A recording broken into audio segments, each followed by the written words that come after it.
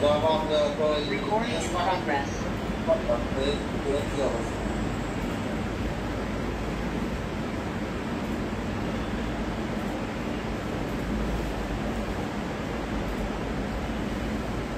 السلام عليكم ورحمة الله وبركاته.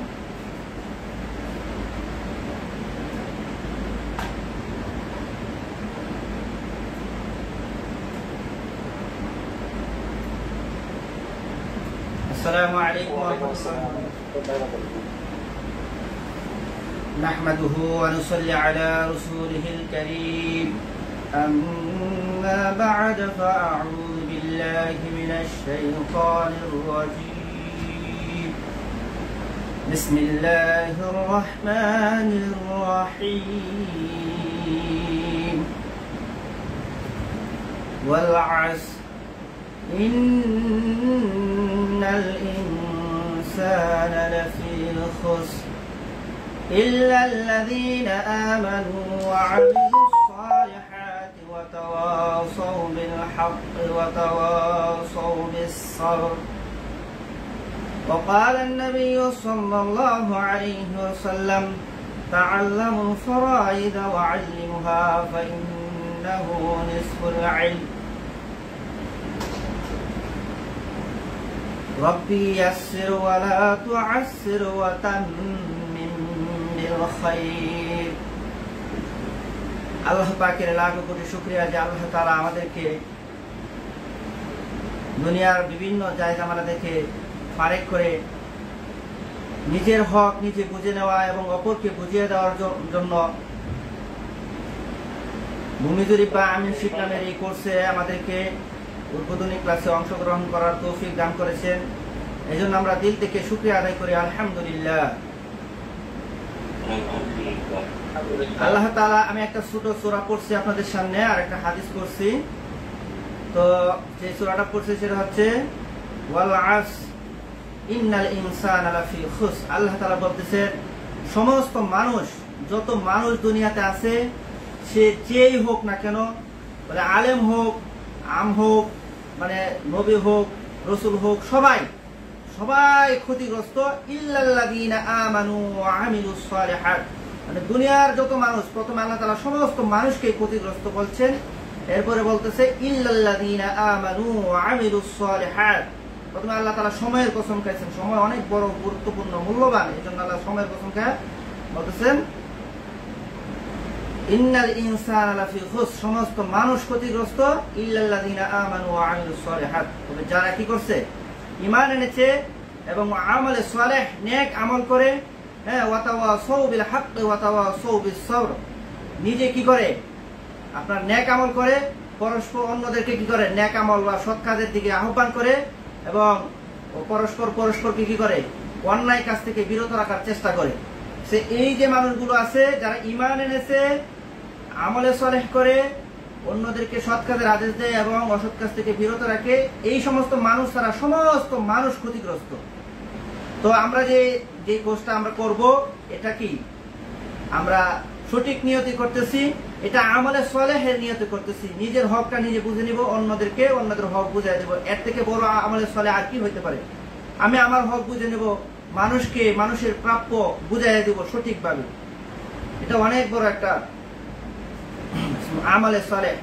এরপরে আমি একটা হাদিস আপনাদের সামনে উপস্থাপন করেছি, সেটা হচ্ছে কি, তাআল্লামুল ফারাইদা ওয়া আল্লিমুহা ফাইন্নাহু নিসফুল ইলম।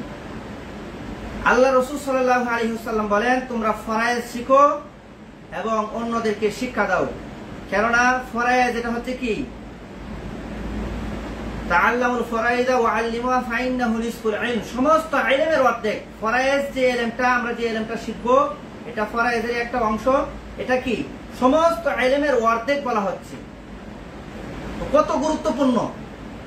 আর আমরা যে জরুরি বিষয়টা শিখবো, সেটা আসলে অত্যন্ত জরুরি একটা বিষয়। এই বিষয়টা শিখা ইসলামিক ভাবেও অনেক গুরুত্ব রাখে।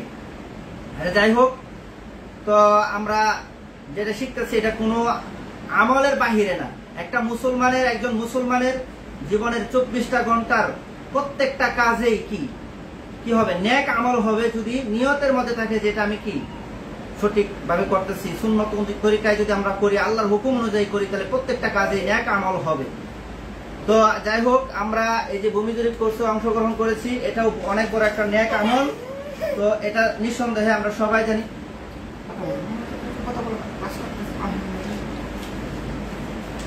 কথা বললো না, কথা বললো না।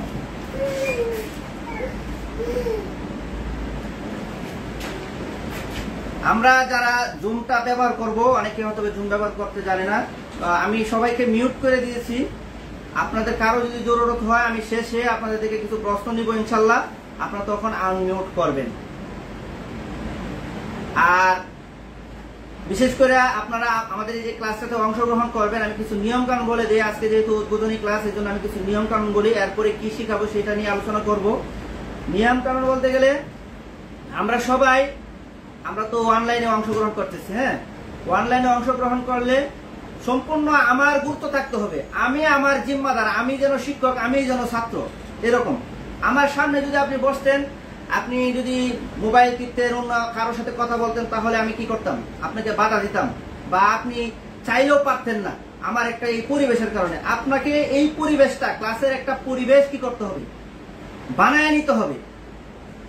আপনি যেখানে বসবেন সেখানে একটা নীরব নিস্তব্ধ একটা পরিবেশ বানায় নিবেন, যে পরিবেশে কি আপনার কোনো সাউন্ড হবে না, এবং একটা রুমের মধ্যে এমন জায়গায় বসবেন যেন আপনি সরাসরি ক্লাসেই উপস্থিত আছেন, এইরকম যেন বোঝায়। হ্যাঁ, তো এটা চেষ্টা করবেন।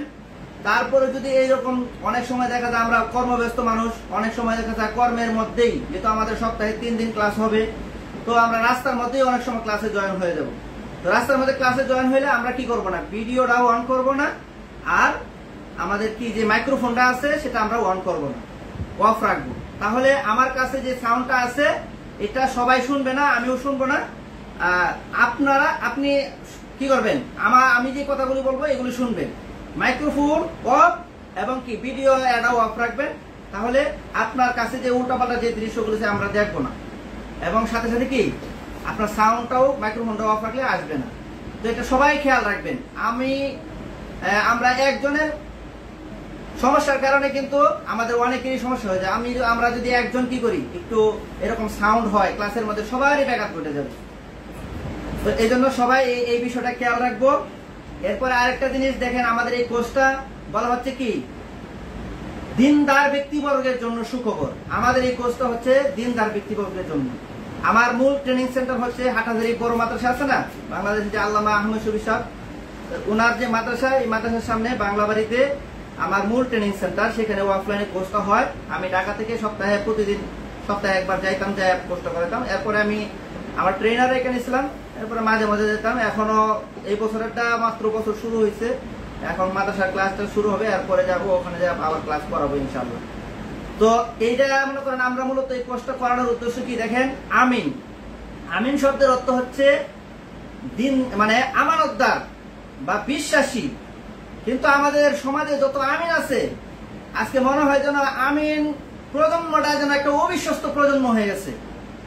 আলেম ওলামারা আমরা কেন এই বিষয়টা নিয়ে আপনাদেরকে শেখানোর জন্য আগ্রহ প্রকাশ করতেছি, এবং এটা ব্যাপকভাবে আমাদের কেন ক্যাম্পেইন চলতেছে, তাহলে আমরা এইটা হাতে নিছি এই জন্য আলেম ওলামাদের প্রতি মানুষের এখনো আস্থা আছে। এবং আমরা চাই মানুষকে যদি আমার কাছে যদি কেউ শিক্ষা নেয়, আমাদের কাছে যদি আলেম ওলামাদের কাছে যদি কেউ শিক্ষা নেয়, তাকে যখন আমি কি বলে দিব যে বিন্দু পরিমাণ, জায়গা পরিমাণ জিনিসেরও কি হবে, হিসাব হবে, হিসাব নিকাশ হবে, আল্লাহর কাছে হিসাব দিতে হবে। তো আমাদের কাছে শিকার পরে কেউ কি করতে পারবে না, 2 নম্বরে বাটপারি করতে গেলে আমার কথাটা তার মাথার মধ্যে বাজবে। এই জন্যই আমরা অনেক লাইন আছে আমাদের টাকা কামানো। আলহামদুলিল্লাহ আমি ফ্রিল্যান্সিং মোটামুটি পারি, ওই লাইনও ইনকাম করতে পারবো। এটারাই কেউ আমি এই যে মানুষের হক দেখেন, আমাদের এই কোর্সটার মধ্যে দেখা যায় যে অনেক বড় বড় উদ্যোতন কর্মকর্তা থেকে ধরে আলেম ওলামা, আলহামদুলিল্লাহ অনেক আলেম ওলামা আমাদের কোর্সে অংশগ্রহণ করেন। তারপরে আপনার এরকম পুলিশের গোয়েন্দা বিভাগের কর্মকর্তা আছে, আর্মি থেকে আছে, আলহামদুলিল্লাহ র্যাবে থেকে আছে, বিভিন্ন কোয়ালিটির মানুষ যারাই জমি জমার সমস্যা। আবার দেখা যায় নবীন আইনজীবী, আমাদের 43তম ব্যাচে 8-10 জন এরকম নবীন আইনজীবী, যারা বিভিন্ন দেখা যায় ঢাকা জজ করে প্র্যাকটিসও করতেছে, এরকম কয়েকজন আছে আমাদের এই কোর্সের মধ্যে অংশগ্রহণ করছিল। মানে 43তম ব্যাচে, এটা তো 44তম ব্যাচ। তো এরকম বিভিন্ন শ্রেণী পেশার মানুষ আমাদের এই কোর্সটার মধ্যে অংশগ্রহণ করে। একটা জিনিস আমাদের মনে রাখতে হবে, আমি আমার ক্লাসের প্রত্যেকটা বিষয় আপনাদেরকে অনেকবার বুঝাবো। একবার না বুঝলে আপনারা আবার জিজ্ঞেস করবেন, আবার বুঝাবো, আবার বুঝাবো, আবার বুঝাবো। কিন্তু একটা জিনিস মাথায় রাখতে হবে, আপনাদের প্রশ্ন যে করবেন আপনার একটু আদব কায়দার সাথে করতে হবে। দেখেন, আমি একজন আলেম, আমার ঢাকাতে একটা মাদ্রাসা আছে, আমার নেত্রকোনা জেলার আমার কেন্দ্র থানা বাড়ি, সেখানেও কি আছে, আমার একটা মাদ্রাসার কাজ চলতেছে আলহামদুলিল্লাহ, বিল্ডিং এর কাজ চলতেছে, এবং আমার নিজস্ব জায়গায় আমি নিজে একটা মসজিদ করছি আলহামদুলিল্লাহ। তো সেক্ষেত্রে আমি একজন আলিম, একজন মুফতি। আপনারা চাইলে আমাকে আলেম বা মুফতি হিসেবে সম্মান করে আপনার একটা বিষয় মাথা রেখে এইভাবে প্রশ্নটা করবেন। যদি সেটাও না পারেন, আপনারা যে আমার কোর্সটাতে অংশগ্রহণ করতেছেন, ভর্তি হয়েছেন, আপনারা কিন্তু যেহেতু আমার কাছ থেকে শিখতে চাইতেছেন, আমি যত ছোট মানুষই হই তারপরেও কিন্তু আপনারা যেহেতু শিখতেছেন, সেই ক্ষেত্রে আমি কি হয়ে গেছি, শিক্ষক হয়েছি, আপনারা ছাত্র।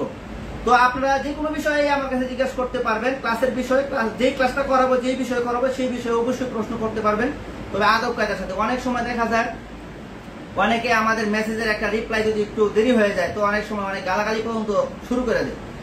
এখন আসলে আমি আগেই বলে দিছি যে আমাদের দিনদার হতে হবে আমাদের এই কোর্সটা অংশগ্রহণ করতে হলে। হ্যাঁ, দেখেন, আমাদের হাটাজারিতে আমি যে কোর্সটা করাই, বাংলা বাড়িতে হাটাজারি মাদ্রাসার সামনে, ওখানে মুসলিম শরীফ পড়ায় এরকম একজন শায়েখ আমার কাছে পড়ছে।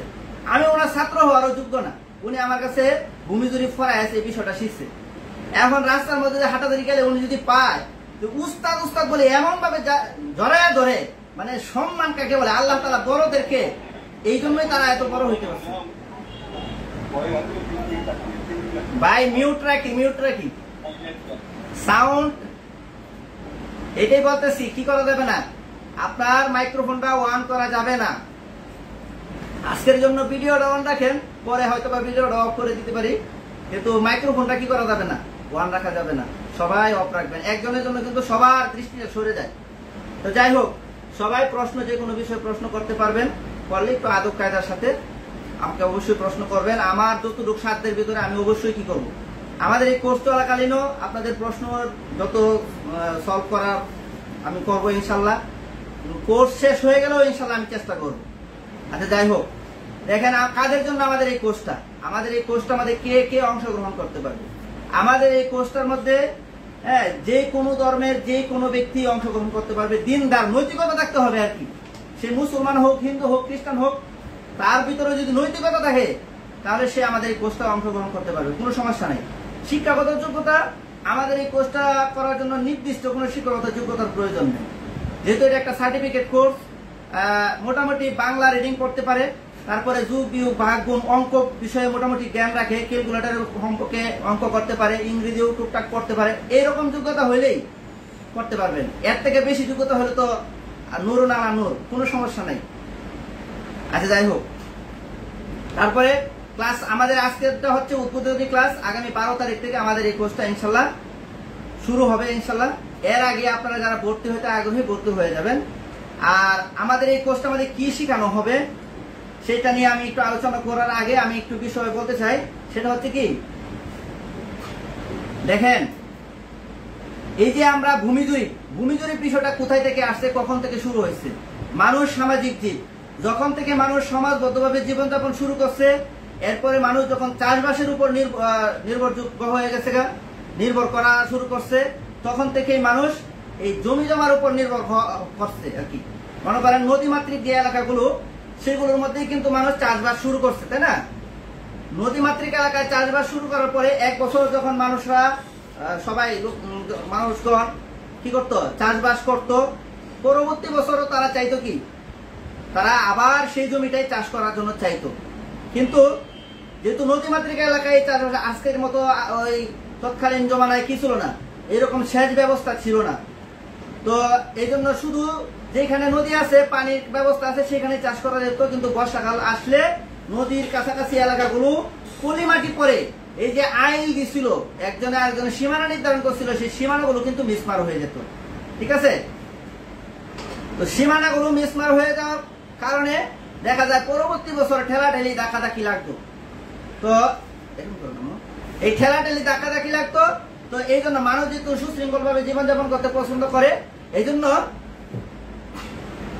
তারা একটা মানে চিন্তা ভাবনা করে ফিকির করে বের করলো যে আমরা যদি কি করি, একটা কাগজের মধ্যে হোক অথবা চামড়ার মধ্যে হোক অথবা গাছের ছালের মধ্যে হোক, যেটার মধ্যে হোক, আমরা কিছু রং দিয়ে কি করতে পারি, একটা নির্ধারণ করে রাখতে পারি, একটা চিত্র আঁকা রাখতে পারি যে এই যে গাছটা আছে অথবা খুঁটাটা আছে এখান থেকে 100 হাত আব্দুর রহমানের, হ্যাঁ, চতুর্দিকে এরকম একটা সীমানা থাকলো, এরপরে 500 হাত আরেকজনের, 500 হাত আরেকজনের, এইভাবে যদি আমাদের একটা কি থাকে, চিত্র থাকে, পরবর্তী বছরে আমাদের মধ্যে আর কোনো ধরনের ঠেলাঠালি ধাক্কাধাক্কি হবে না।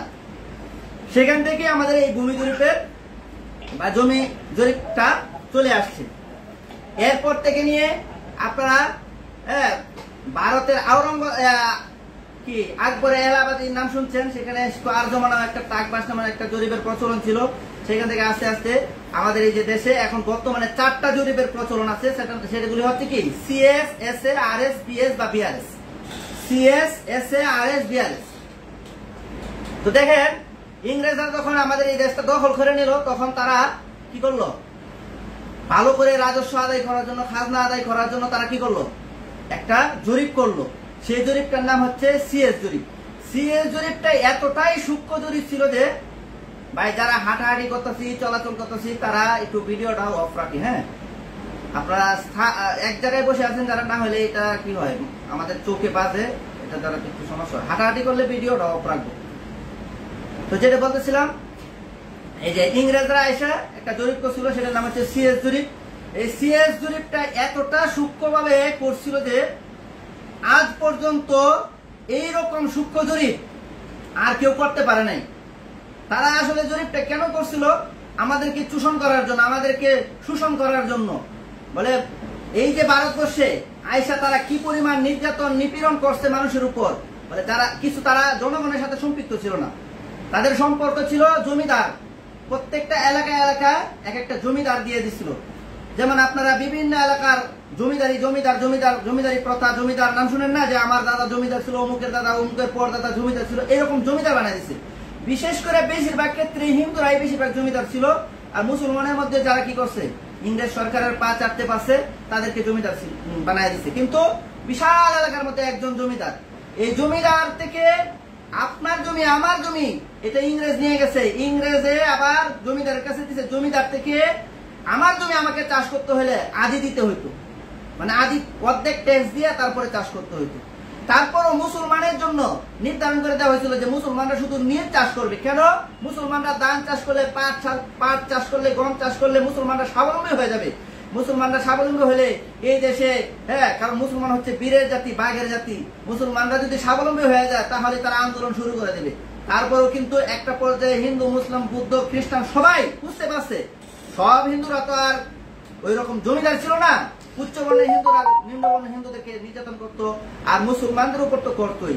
তো একটা পর্যায়ে সবাই বুঝতে পারে ইংরেজ সরকারের বিরুদ্ধে বিভিন্ন ধরনের আন্দোলন, যেমন আপনারা দেখেন পাশের খেলা আন্দোলন, ফরায়েজি আন্দোলন, ইংরেজকে দেওয়া আন্দোলন, হ্যাঁ, এরকম রেশিনুয়াল আন্দোলন, দেওবন্দ আন্দোলন, বা এই ধরনের বিভিন্ন আন্দোলন হয়েছে। একটা পর্যায়ে ইংরেজ সরকার এই দেশ থেকে চলে যেতে বাধ্য হয়েছে। তো চলে যাওয়ার সময় তারা যে সিএ জরিপটা করছিল, এই জরিপটা করছিল মূলত 1888 থেকে 1940। আপনারা এই সালটা মনে রাখার চেষ্টা করবেন, কারণ আমরা যে নকশাগুলি দেখবো না, এগুলোর মধ্যে কি থাকবে না, লেখা থাকবে না যে এটা সিএস জরিপ, এটা বিএস জরিপ, এটা আরএস জরিপ, এটা এসএ জরিপ, এরকম লেখা থাকবে না। সালটা লেখা থাকবে। সালটা দেখে বুঝতে হবে এটা কত সালে প্রস্তুত, মানে এত ওই জরিপ, এটা এই নকশা, হ্যাঁ, এই ম্যাপ, এটা বুঝতে হবে। তো 1888 থেকে 1940 পর্যন্ত কোন জরিপটা হয়েছে? সিএস জরিপ। কোন জরিপটা? এগুলো আমার শিটে আছে, ওগুলো আপনাদেরকে দিব, মুখস্থ করবেন। তারপরে আজকে বলতেছি, যারা সবাই খাতা কলম নিয়ে বসবেন, নোট নিয়ে বসবেন, একটা ক্যালকুলেটর নিয়ে বসতে হবে, এগুলো বাধ্যতামূলক। এরপরে আমরা যখন শিখাবো একটু, এরপরে কিছু যন্ত্রপাতি লাগবে, সেগুলো বলবো ইনশাল্লাহ, পর্যায়ক্রমে বলবো। তো সিএস, এরপরে এসএ, এরপরে আরেকটা জরিপ দেখেন, সিএস জরিপটা হচ্ছে 1888 থেকে 1940, প্রায় 53 বছর সময় লাগছে। প্রায় কত বছর সময় লাগছে? 53 বছর সময় লাগছে একটা জরিপ করতে। তো ইংরেজ সরকার যখন চলে যাবে, তারা চাইছিল যে হ্যাঁ আরেকটা তাদের মানে জনগণের জমিটা জনগণকে বুঝায় দিয়ে যাবে। কিন্তু চলে যাওয়ার সময় এখন কি আর 53 বছর সময় পাবে আবার নতুন করে জরিপ করার? তাদের সদিচ্ছা থাকার পরও তারা জরিপ করতে পারে নাই।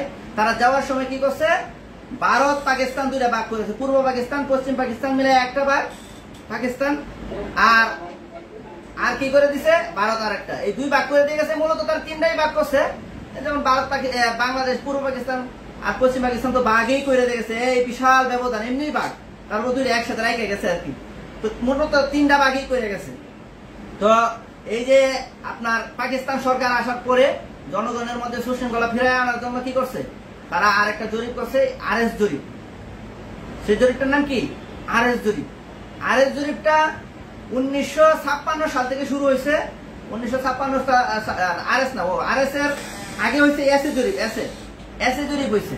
তো মানে আপনার পাকিস্তান সরকার যখন ক্ষমতায় আসলো, দেখলো যে আমরা যদি পুরা জমি মাইপা জরিপ করতে যাই অনেক বছর লাগে যাবে। ইংরেজদের জরিপ করতে আপনার 53 বছর লাগছে, তাহলে পাকিস্তানিদের জরিপ করতে আরো বেশি সময় লাগবে, অথবা না হলেও 50 বছর 40 বছর লাগলে কত বিশৃঙ্খলা হবে মানুষের মধ্যে। তো তারা চিন্তা করলো যে আমরা কি করি, আগে মানুষকে মানুষের জমিটা বুঝাই দিই, জরিপ টরিপ না করে শুধু কি করি, খতিয়ান তৈরি করে, এর খতিয়ান তৈরি করে কি করছে, প্রত্যেকজনের হিস্সা আগে মালিক বানাই দিচ্ছে। এটা 1856 থেকে 1963 সালের ভিতরে হয়েছে। 1856 থেকে কি হয়েছে, 1963 সালের ভিতরে হয়েছে এই জরিপটা। তো এরপরে আপনার মাত্র 8 বছরে কি করছে, এসে জরিপটা এত দ্রুত করার কারণে কি হয়েছে, একজনের জমি আরেকজনকে লিখে দিয়ে দিচ্ছে, এইরকম অনেক অহরহ হয়ে গেছে। তো এরপরে আপনার এই যে একজনের জমি আরেকজনে লিখে দিচ্ছে, যে এই চাইছিল সুশৃঙ্খলা ফিরে আনবো, এখন আরো বিশৃঙ্খলা বেশি বাইরে গেছে। তো এই জন্য তারা কি করলো, না এখন কি করতে হবে, জমি মাইক পাইক আবার কি করতে হবে, জরিপ করতে হবে। তখন তারা আরেকটা জরিপ করলো, সেটার নাম হচ্ছে আরএস বা রিভিশনাল সার্ভে। হ্যাঁ, রিভিশনাল সার্ভে এই জরিপটা করলো। এটা কত থেকে, 1965 সাল থেকে 1985 সালের ভিতরে এই আরএস জরিপটা হয়েছে।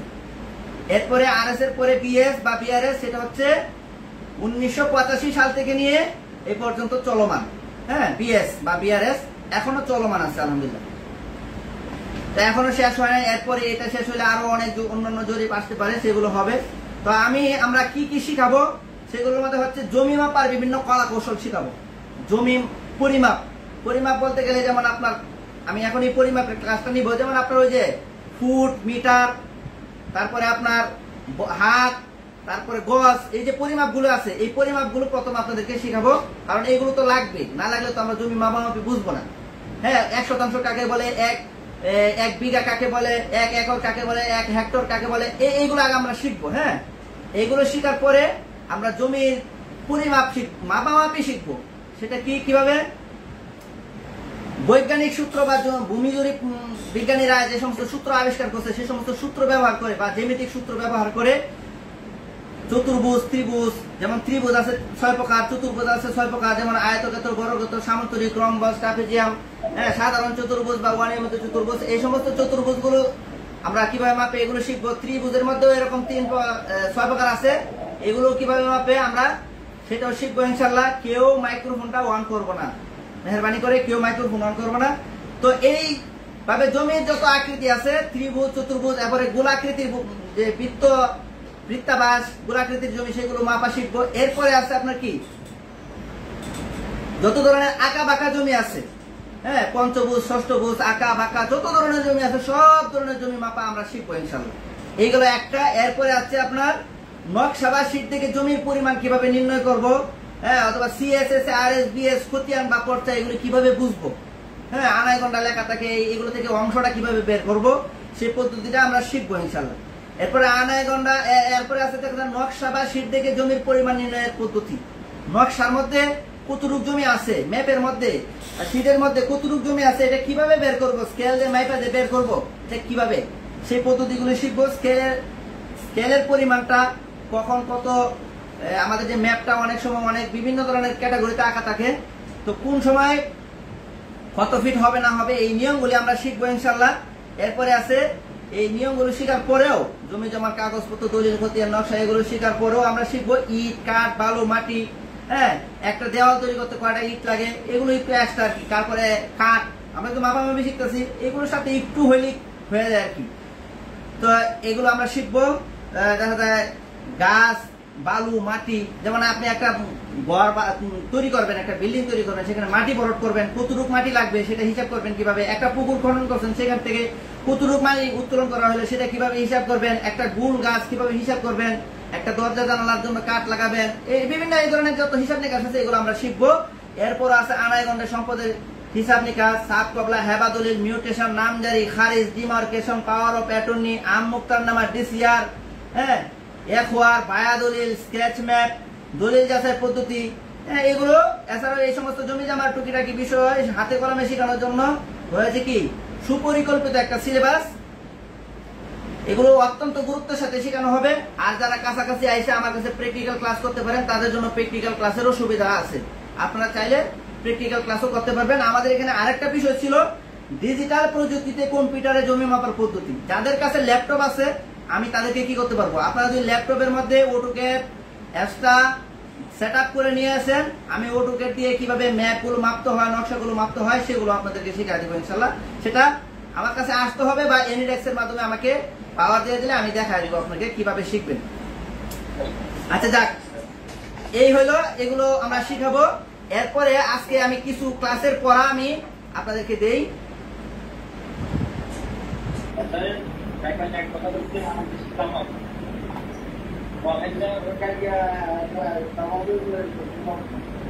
ভাই নোয়া খাইলে নুকালে একটু ভাত দিয়ে আমার দেখেন।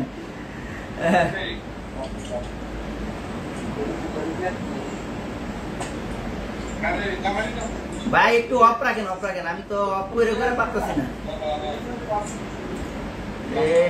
কেউ আনমিউট করবেন না, ঠিক আছে? আনমিউট করবেন না, মেহেরবানি করে কেউ আনমিউট করবেন না।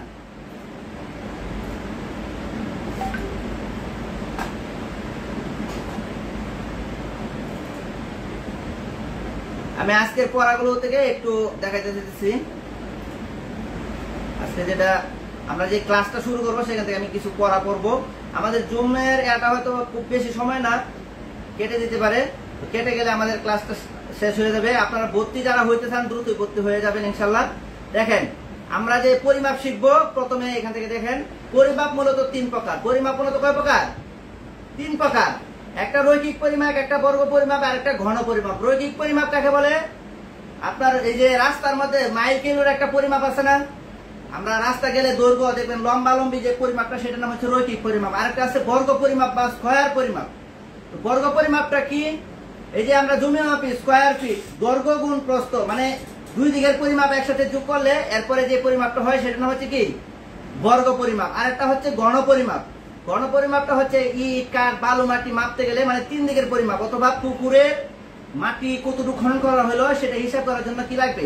ঘন পরিমাপটা লাগবে, দৈর্ঘ্য প্রস্থ গভীরতাটা লাগবে। অথবা একটা বিল্ডিং এর মাটি কি করলে ভরাট করলে, অথবা একটা রাস্তা তৈরি করলে, আপনি যদি একটা রাস্তার কন্ট্রাক্টর হন তখন রাস্তার মধ্যে বালু মাটি এগুলো ভরতে হলে দৈর্ঘ্য প্রস্থ এবং কতটুকু করে ভরাবেন, উচ্চতা কতটুকু হবে সেটা হিসাব করলে যে পরিমাপটা সেটার নাম হচ্ছে ঘন পরিমাপ। তো আমরা বিশেষত কি করব, বর্গ পরিমাপটা নিয়ে আমরা শিখবো ইনশাল্লাহ। এই বর্গ পরিমাপটাই আমাদের সবচেয়ে বেশি কি হবে আসবে ইনশাল্লাহ। এরপরে দেখেন চিহ্ন পরিচিতি, এগুলো আমি বোর্ডে লিখে লিখে আপনাদেরকে শিখাবো ইনশাল্লাহ।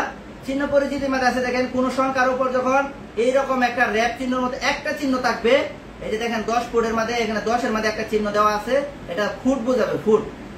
আর যদি কোনো সংখ্যার মধ্যে এরকম 2টা চিহ্ন দেওয়া থাকে তাহলে এটাকে কি বোঝাবে? 7 ইঞ্চি। এখানে 7-এর উপর আছে 7 ইঞ্চি, 10-এর উপর থাকলে 10 ইঞ্চি, মানে 2টা চিহ্ন থাকলে ইঞ্চি বোঝাবে। আর যদি 3টা চিহ্ন থাকে এরকম, এটাকে বলা হয় সুতা। সুতা কাকে বলা হয়?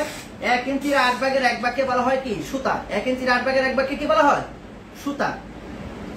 আরেকটা হচ্ছে ডিগ্রি। ডিগ্রিটা কি? যে কোনো গোলাকৃতির বস্তুকে ডিগ্রি বলা হয়। যে কোনো গোলাকৃতির বস্তুকে কি বলা হয়? ডিগ্রি বলা হয়।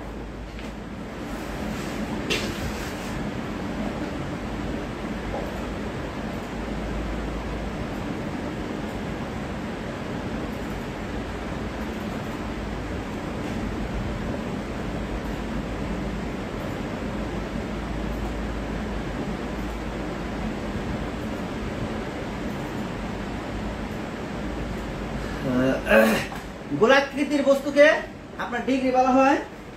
যেমন ধরেন এটা একটা গোলাকৃতির বস্তু, হ্যাঁ, এটা আপনাদের কতটুকু দেখা যাচ্ছে আমি শেয়ার দিয়ে রাখছি, এই জন্য হয়তো খুব বেশি একটা দেখা যাচ্ছে না। আমি ধরেন একটা শীট নিয়ে ফেলি, আপনাদের সবার যারা যারা ভর্তি হয়েছেন সবাইকে কিন্তু আমি শীট দিয়ে দিছি। সবার শীটগুলো প্রিন্ট আউট করে নেবেন কম্পিউটারের দোকান থেকে। তো আমি এরকম 5টা শীট দিয়েছি, 70-80 পৃষ্ঠার মতো আছে শীট। সেই শীটগুলো আপনারা কি করবেন, হ্যাঁ আপনাদের দেখতেছি আলহামদুলিল্লাহ শীটগুলো যারা যারা করছেন আপনারা সবাই শীটগুলো কি করবেন, কম্পিউটার দোকান থেকে করে নেবেন। দেখেন আমি শেয়ারটা স্টপ করে দেবো আর কি।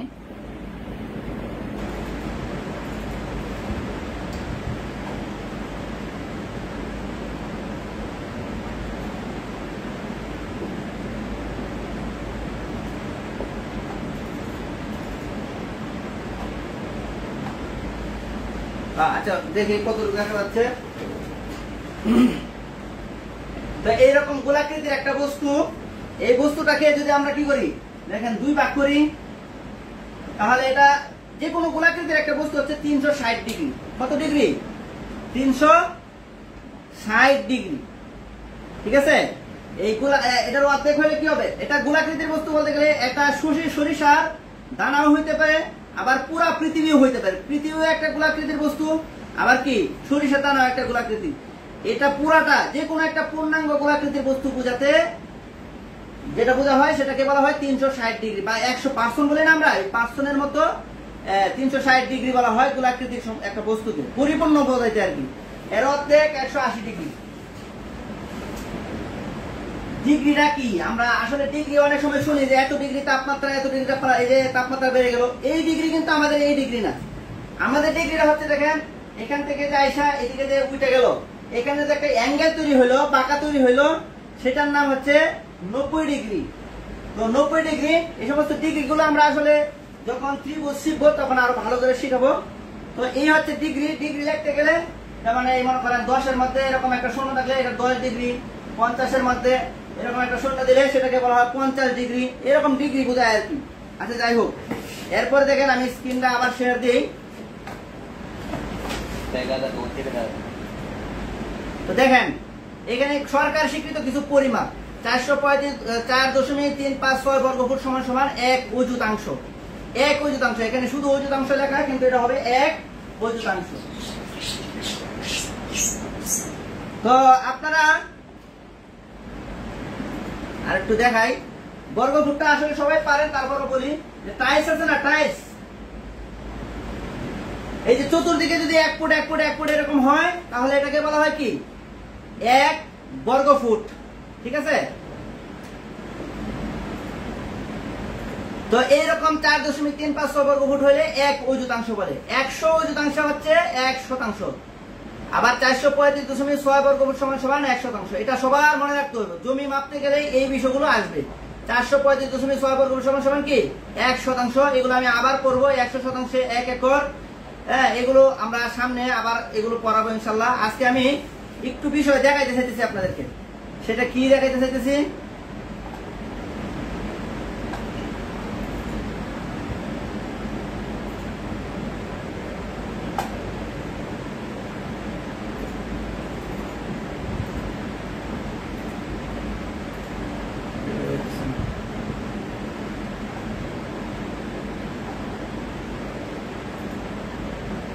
আচ্ছা আপনারা স্ক্রিন গুলো একটু বন্ধ করে দেন, তাহলে হয়ে যাবে, ভালো হবে।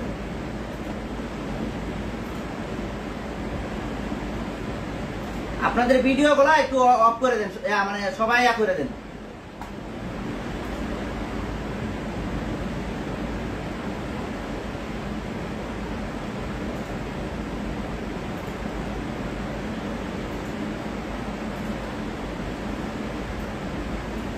আরে যাক, আজকে একটু লেগে গেছে যেটা বুঝতে চাইছিলাম। যেমন মনে করেন আমাদের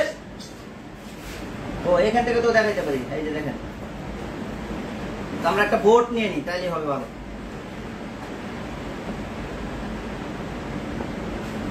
জমি মাপাটা আমরা অনেকে অনেক কঠিন মনে করি, আসলে জমি মাপাটা হচ্ছে অনেক সহজ একটা বিষয়। তো এটা আমি দেখাইতে চাইতেছি আর কি।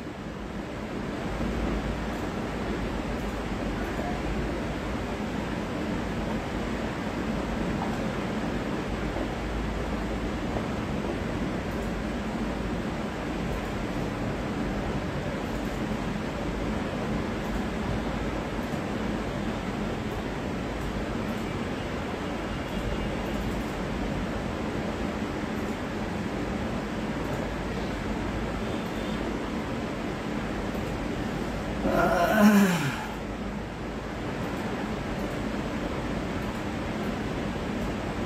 দেখেন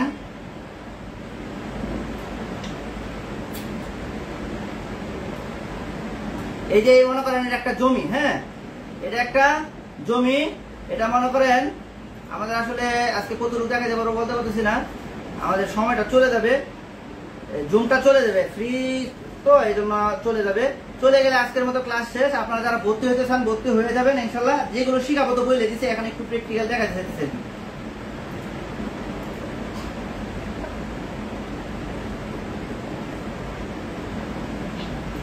তো এই একটা জমি দেখেন এখানে 100 ফুট আর এদিকে হচ্ছে কি 50 ফুট 50 ফুট।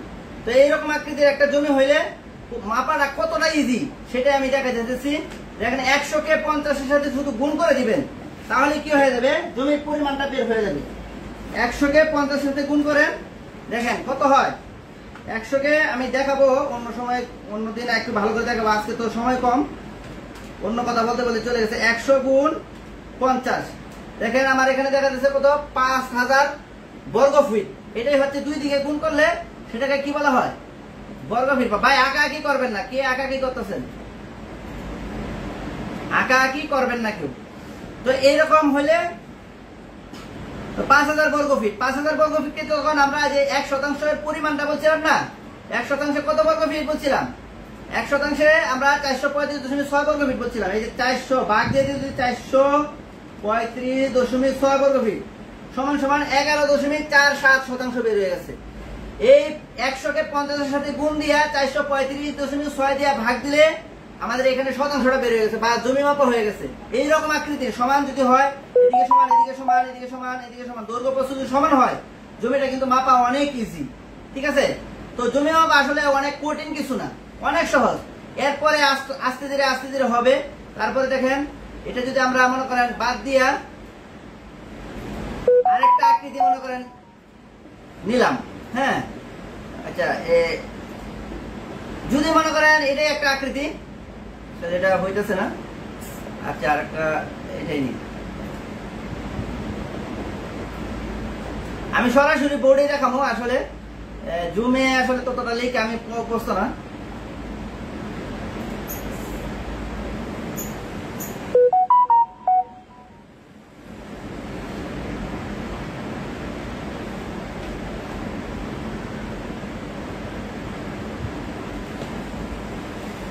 তো যারা এতে দেখতেছেন আমি আপনাদেরকে একটু দেখাই দিই, জমি মাপাটা আসলে অনেক ইজি। আসলে লাইভে যারা আমাদের জমি, তো জমির মধ্যে কম্পিউটারের মধ্যে আসলে করবো মুসারাটা করি। তো দেখেন আমি যেটা এখন দেখাইছি আর কি, 100 গুণ 50, হ্যাঁ 100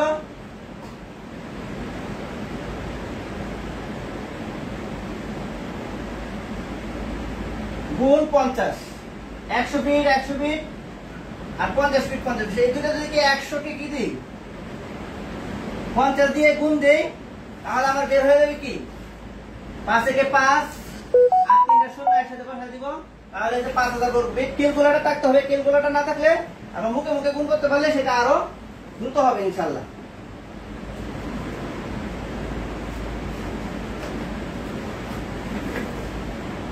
পাঁচ 5000 বর্গ ফিট, 5000 বর্গ ফুট। তো 5000 বর্গ ফিটকে আমি যদি 5000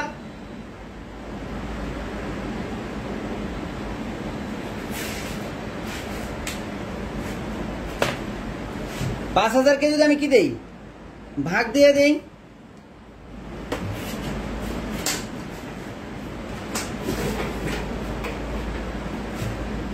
কে যদি আমি 435.6 দিয়ে ভাগ দিয়ে দিই, আমি একটু এক হতে চাইতেছি, একটা জমির লিঙ্কটা থেকে আমি আমার এই এখানে দেওয়া যায় কিনা,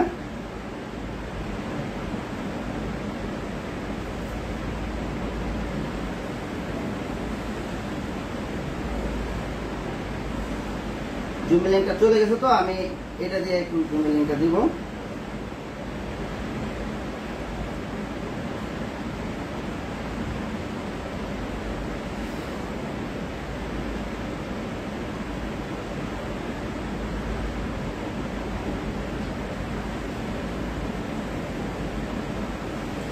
ও আমাদের জুমের লিঙ্কটা চলে গেছে, আমি আবারও লিঙ্ক দিতেছি, আপনারা একটু অ্যাড হন। আমি যে বাকি বিষয়টা ইনশাল্লাহ একটু দেখায় দিব ইনশাল্লাহ।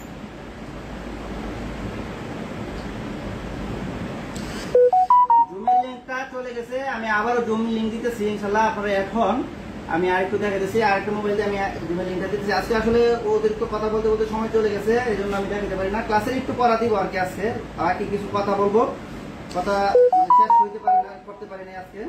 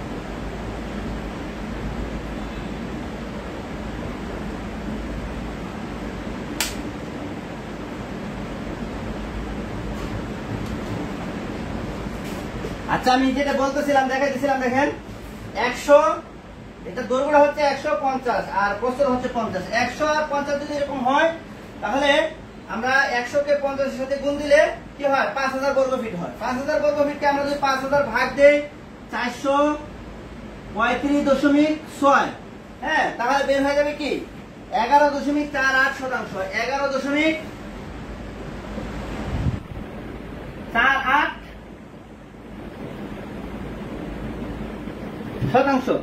তো দেখেন জমি মাপাটা কত সহজ। হ্যাঁ, আমি যদি আরেকটা আকৃতি দেখাই একটু,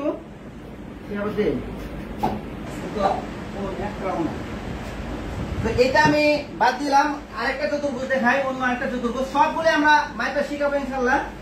আমি আসলে জুমের লিঙ্কটা এইভাবে সরাসরি করানোর চেষ্টা করব। আমি কম্পিউটারে দিয়েছিলাম এতক্ষণ, এই জন্য হয়তো একটু সমস্যা হয়ে গেছে, তো আপনারা কেউ মনে করুন হবেন না। আমি আসলে জুমে সরাসরি জুম বোর্ডটা ব্যবহার করা অভ্যস্ত না আর কি, আমি এই বোর্ডে লিখে অভ্যস্ত, তো এই জন্য আমাদের ওই বোর্ডটা আমাদের হঠাৎ করে পারতেছিলাম না আর কি।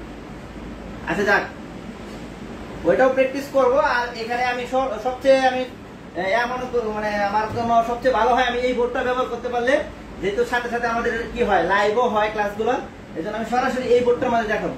তো দেখেন আমাদের আরেকটা চতুর্ভুজ,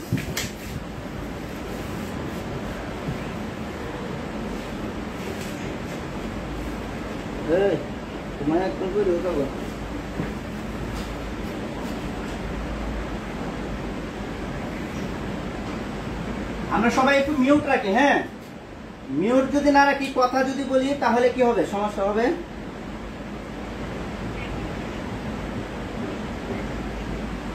সবাই একটু মিউট রাখবো, কেউ আনমিউট করবো না। তো দেখেন এটা না হচ্ছে আগে যেটা করেছে, এটা না হচ্ছে আয়তক্ষেত্র, এটা হচ্ছে বর্গক্ষেত্র। মনে করেন এদিকে 100, এদিকে 100, এদিকে কি 100, এদিকে 100। চতুর্দিকে যদি 100 হয়, তাহলে আরো সহজ, এটা বাহু স্কয়ার। এর একটা সূত্র আছে কি, বাহু স্কয়ার। ওইটা হচ্ছে দৈর্ঘ্য গুণ প্রস্থ দেখাইছিলাম না, এটা হচ্ছে কি বাহুকে শুধু কি স্কয়ার দিয়ে দিবেন, 100 কি স্কয়ার দিবেন। মানে যদি একই রকম হয় আর কি, সবসময় তো এরকম 150 এরকম অথবা সব দিক দিয়ে 100 এরকম হবে না, আমরা ক্রমান্বয়ে শিখাবো ইনশাল্লাহ। এরকম এরপরে আপনার মনে করেন একদিকে কি হবে, এই তারপরে দেখা যায় আয়তক্ষেত্র আছে, বর্গক্ষেত্র, সামুদ্রিক হবে, রম্বস হবে, ট্রাপিজিয়াম হবে, তারপরে অনিয়মিত করবো। যেমন এদিকে 100, এদিকে 90 থাকতে পারে, 80 থাকতে পারে, এদিকে 50, এদিকে জায়গায় আবার কি হচ্ছে 40, 60, মানে এলোমেলো থাকতে পারে। সেটা কিভাবে শিখবেন, আস্তে ধীরে আমরা ক্রমান্বয়ে একটু কঠিনের দিকে যাবো, সবগুলো শিখাবো ইনশাল্লাহ। এরপরে ত্রিভুজ কিভাবে মাপবেন, ত্রিভুজের মধ্যেও 6 প্রকার ত্রিভুজ আছে, সেগুলো কিভাবে মাপতে হয় সেগুলো শিখাবো। তারপরে আপনার বৃত্ত কিভাবে মাপবেন, গোলাকৃতির জমি হলে কিভাবে মাপবেন। আসলে 100টা জমির মধ্যে বেশিরভাগ ক্ষেত্রে দেখা যায় কি আপনার 100টা জমির মধ্যে 95টা জমি কি পাবেন? চতুর্ভুজ পাবেন। আর চতুর্ভুজের মধ্যে বেশিরভাগ কোনটা পাবেন আমরা বলবো আস্তে ধীরে, গণনা বলবো ইনশাআল্লাহ। তো এরকম যদি হয় 100কে শুধু 100 সাথে গুণ করে দিবেন, তো 100 গুণ 100, তাহলে কত হবে আপনার? 1 1 1। আমরা যদি সংখ্যাটা মুখে মুখে গুণ করতে পারি 1 1 1 আর 4টা শূন্য, কত হয়েছে? 1 দশক শতক হাজার, হ্যাঁ 10,000। তো 10,000 বর্গ ফুট হইল, এখানে 10,000 বর্গ ফুট হয়ে গেল। তো এটাকে আমরা কি করব? শুধু 435.6 বর্গ ফুট দিয়ে ভাগ দিয়ে দিব। দেখেন 10,000 ভাগ হচ্ছে 435.6, কত হইল? 22.95 আছে। আমাদের কি একটা নিয়ম আছে, দশমিকের পরে যদি তৃতীয় নাম্বার ঘরে কি থাকে 6 অথবা 6 এর বেশি থাকে, তাহলে কি করতে হবে? দ্বিতীয় নাম্বার ঘরে 1 বৃদ্ধি করে দিব, ঠিক আছে? তো এইভাবে এই হিসাবে আমরা 22.96 শতাংশ, 22.96 শতাংশ। তো এই হলো আমরা দুইটা দেখাইলাম। তো দেখেন জমি মাপা কিন্তু আসলে অনেক কঠিন কিছু না। তো এখন কারো যদি কোনো প্রশ্ন থাকে, আজকে আর অন্য বেশি কিছু দেখাবো না ইনশাল্লাহ, আমরা আগামী সপ্তাহ থেকে ক্লাস শুরু করবো। আজকে তারপরে কিছুটা ক্লাসের অংশ কিছু দেখাই দিলাম। কারো যদি কোনো প্রশ্ন থাকে, জানার থাকে, তাহলে বলতে পারেন।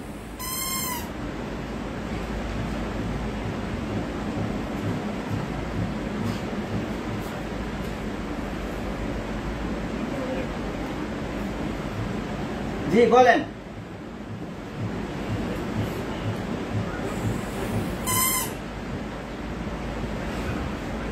জি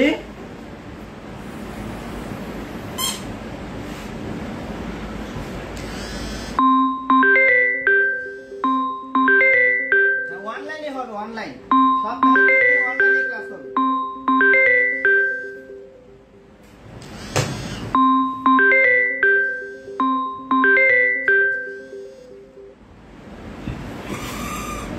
হ্যাঁ আবার বলেন।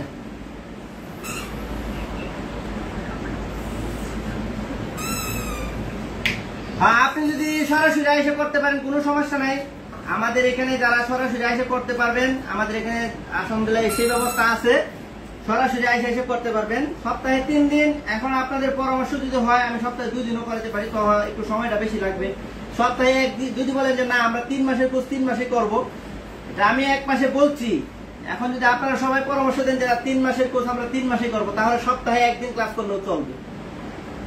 আপনারা যেভাবে যেতেছেন আমি সেভাবে করবো, সমস্যা নাই। আমি এটা গ্রুপে দিয়ে দিব না, যারা ভর্তি হয়েছেন, হ্যাঁ আপনার পরামর্শ যেভাবে দিবেন আমি সেভাবে ক্লাস করবো, কোনো সমস্যা নেই। জি জি বলেন।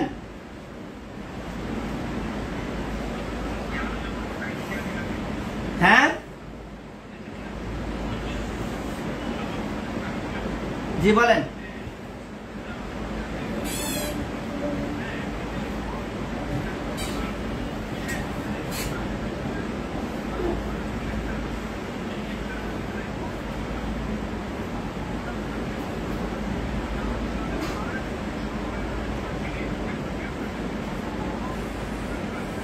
হ্যাঁ এটা আসলে আমরা এটা করবো ইনশাল্লাহ, মিউট হয়ে থাকবে, সবাই মিউট থাকবে ইনশাল্লাহ।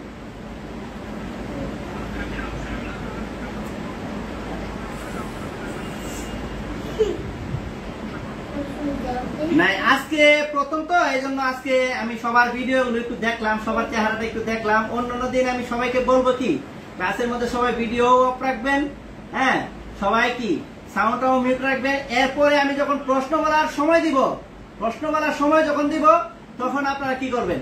প্রশ্ন করতে পারবেন, কোনো সমস্যা নেই। আমি যে বিষয়টা ক্লাস, হ্যাঁ বলেন।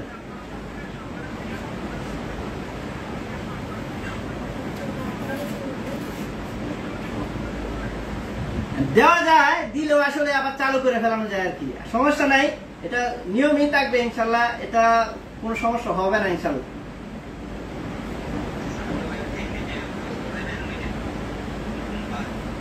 এটা রবিবার, আমি যেটা বলছিলাম রবিবার, মঙ্গলবার, বৃহস্পতিবার, এই 3 দিন। এখন আকসারের পরামর্শ অনুযায়ী আমি মনে করেন আমাদের এই কোর্সটা আমার আরেকটা কোর্স আছে, সেটা হচ্ছে আপনার সোমবার বৃহস্পতিবার আছে, তারপর বৃহস্পতিবার থাকার পরও আমি এই কোর্সটা মানে বৃহস্পতিবার রাখছি। এখন আপনারা বললে অন্য কোনো বারেও নেওয়া যাবে, সোমবার বৃহস্পতিবার। জি বলেন।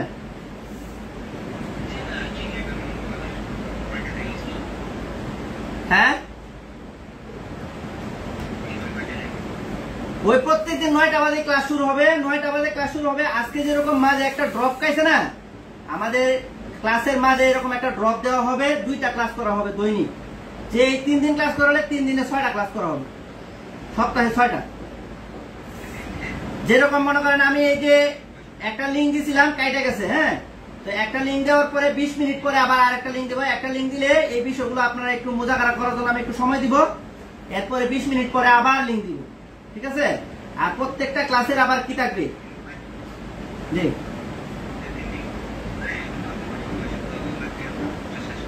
আমাদের 20টা ক্লাস আর কি, 20টা ক্লাস সপ্তাহে 3 দিন হইলে 6টা ক্লাস। আপনি মনে করেন এই তো 20টা, তো দেখা যায় কোনো একদিন যদি আমি না থাকি তাহলে 1-2টা ক্লাস চলে যেতে পারে। তো সেই হিসেবে আমাদের 20টা 21টা 22টা এরকম হইতে পারে, একটু কম বেশি লাগে।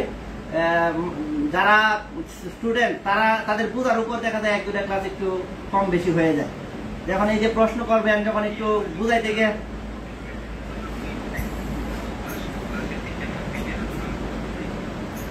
চট্টগ্রামে হাটাজারি মাদ্রাসার সামনে আমাদের অফিস আছে, কিন্তু এখনো ক্লাস শুরু হয় নাই, কোর্স শুরু হয় নাই।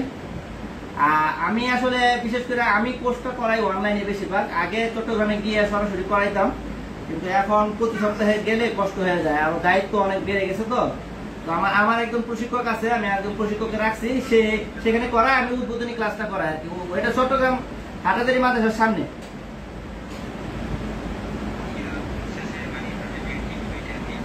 কোর্স শেষে সার্টিফিকেটের ব্যাপারটা হচ্ছে কি, কোর্স শেষে আপনারা 1530 টাকা দিয়ে যদি পরীক্ষা অংশগ্রহণ করেন, তাহলে আমরা Mainamati survey technical training institute থেকে, সরকার অনুমোদিত আর কি, Mainamati survey technical training institute, সেখান থেকে সার্টিফিকেট পাবেন ইনশাআল্লাহ। এই আর কি।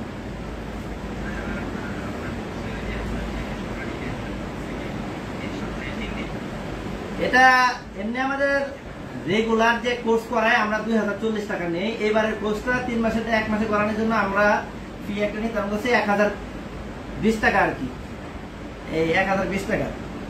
এরপরে আপনার সার্টিফিকেট নিতে চাইলে আবার কি ওখানে আপনার 1530 টাকা দিতে হবে।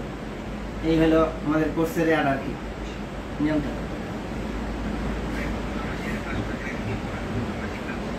চট্টগ্রাম সবসময় আসি না, মনে করেন ক্লাস যখন উদ্বোধনী হয় তখন আমি আসি, এছাড়া খুব একটা আসা হয় না আর কি। আর প্র্যাকটিক্যাল ক্লাস থাকলে আমি আসি, এইরকমই হয় আর কি। আচ্ছা, বাকি কোনো আপনাদের কোনো আরো জানার কোনো বিষয় থাকলে, এটা তো ক্লাস হচ্ছে, ভিডিও হচ্ছে, তো আপনাদের আরো কোনো জানার বিষয় থাকলে আপনারা পার্সোনাল ভাবে আমার কাছে জেনে নিন। হ্যাঁ, এগুলো পার্সোনাল বিষয় তো। জি জি জি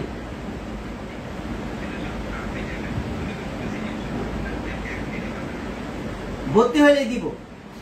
ভর্তি হইলে আমাদের পরিকল্পিত সিলেবাস বলতে গেলে আমাদের 5টা শীট আছে, বিষয়ভিত্তিক 5টা শীট আছে। প্রত্যেকটা মনে করেন খতিয়ানের উপর একটা শীট আছে, তারপরে আপনার এই জরিপগুলো শিখাইতে গেলে নিয়ম কানুনগুলো যেগুলো আছে, আনাগোনার উপর একটা শীট আছে, তারপরে আপনার পরিমাপের উপর একটা শীট আছে, জ্যামিতির উপর একটা শীট আছে। এই সমস্ত বিষয়, বিভিন্ন বিষয়ের উপর প্রত্যেকটা বিষয় শীট আছে আর কি। আচ্ছা, ঠিক আছে, তাহলে আজকের ক্লাসটা এ পর্যন্ত রেখে দিই। জি জি বলেন বলেন। জি জি বলেন।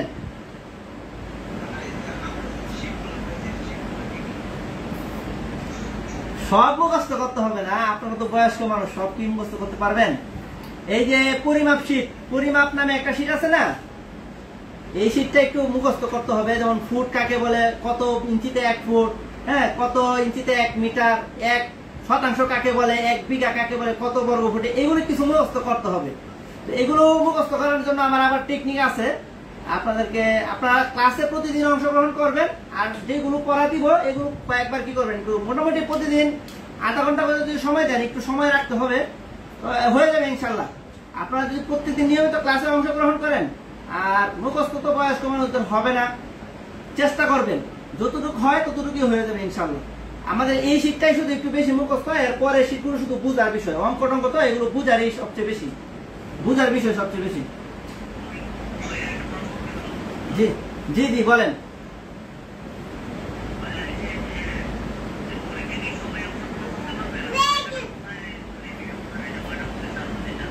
ময়নামতির পরীক্ষাটা আপনারা অনলাইনে দিতে পারবেন। ময়নামতি থেকে সার্টিফিকেট, আমরা আসলে ময়নামতির শাখা তো, আমার শাখা তো হাটহাজারীতে, আমি সরাসরি অফলাইনে যে হাটহাজারী শাখা থেকে করাই।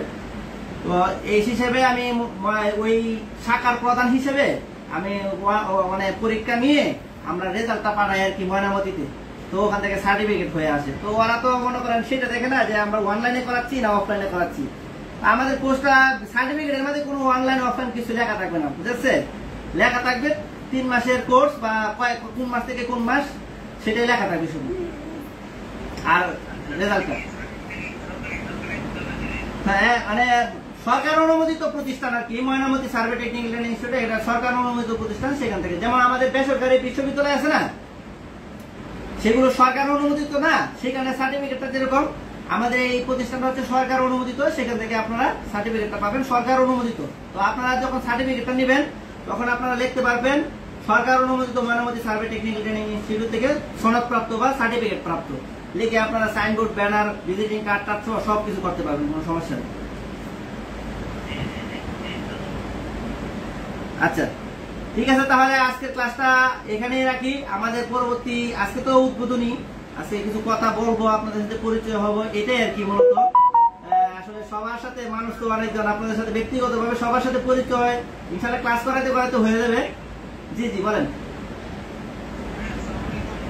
ওয়ালাইকুম আসসালাম।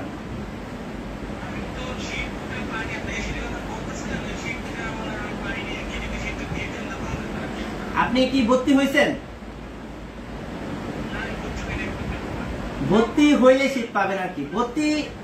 ভর্তি কনফার্ম মানে আমাদের যে ফিটা আছে ওটা কনফার্ম করার সাথে সাথে আমি কিন্তু শীটগুলো দিয়ে দিই। আর আমাদের একটা গ্রুপ আছে,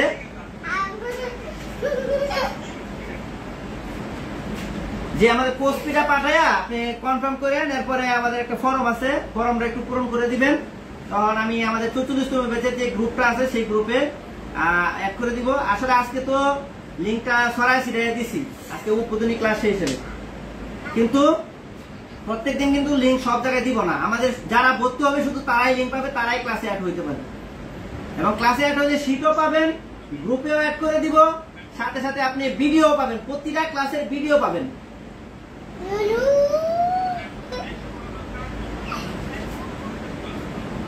রবিবার, মঙ্গলবার, বৃহস্পতিবার, এই 3 দিন।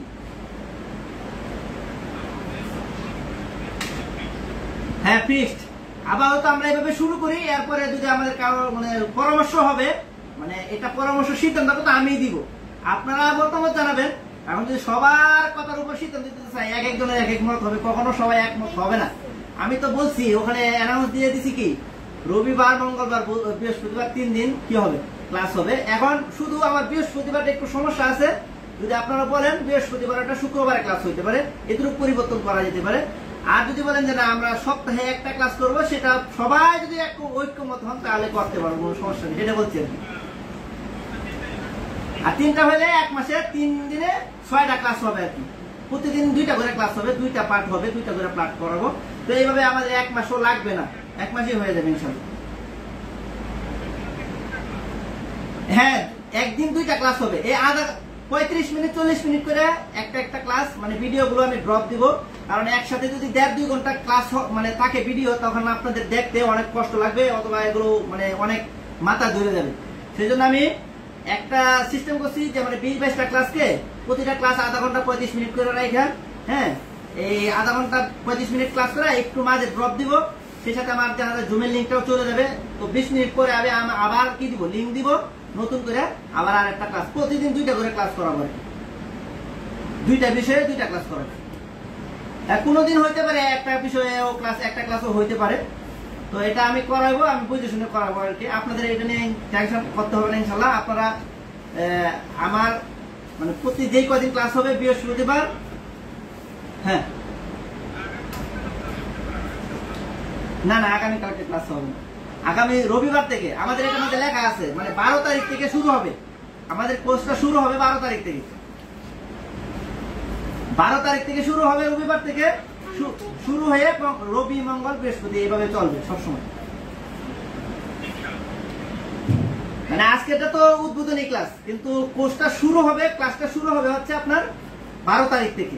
এটা লেখা আছে আমাদের এর ভিতরে লেখা আছে। ঠিক আছে, তাহলে আজকের মতো এখানে চলে যায়। আজকে তো এর তো এক্সট্রা কথা বললে তো শেষ হওয়ার না। সবারই কি আছে, চাহিদা আছে, অনেক কিছু প্রশ্ন করবেন আপনারা ব্যক্তিগতভাবে আমাকে প্রশ্ন করেন। এখানে আসলে আমাদের লাইভে চলে যাচ্ছে, ভিডিও হচ্ছে, তো এটার জন্য আমি আজকে এখানে শেষ করে দিলাম। আর আজকের মূল ক্লাস যেটা হয়েছে, উদ্বোধনী ক্লাসের যে মূল কিছু কথাবার্তা, সেটা আমি জুম রেকর্ড করছি, ওখানে আপনাদেরকে দিয়ে দিব ইনশাল্লাহ, আপনাদের গ্রুপের এতেও দিয়ে দিব। আর আমাদের লাইভও হয়েছে আমার আইডি থেকে, আমার পেজ যে আছে, পেজের মধ্যে কি হচ্ছে, লাইভ হচ্ছে, সেখান থেকে আপনারা দেখতে পাবেন। কিন্তু এই যে আপনারা প্রশ্ন করছেন, এগুলো পাবেন না। আর ক্লাসের পড়া তো আমি আগামী 12 তারিখ থেকে শুরু করবো, একবারে প্রথম থেকে শুরু করবো। আজকে তো জাস্ট একটু দেখাইলাম শুধু। ঠিক আছে, তাহলে আসসালামু আলাইকুম ওয়া রাহমাতুল্লাহ।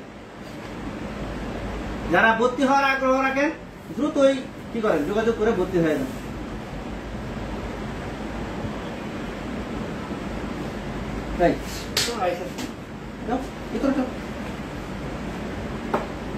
একদম ক্লাসটা করে দেবো কিছু চিল্লা পাল্লা কত কিছু। যাও ভিতরে যাও, আম্মু যাও।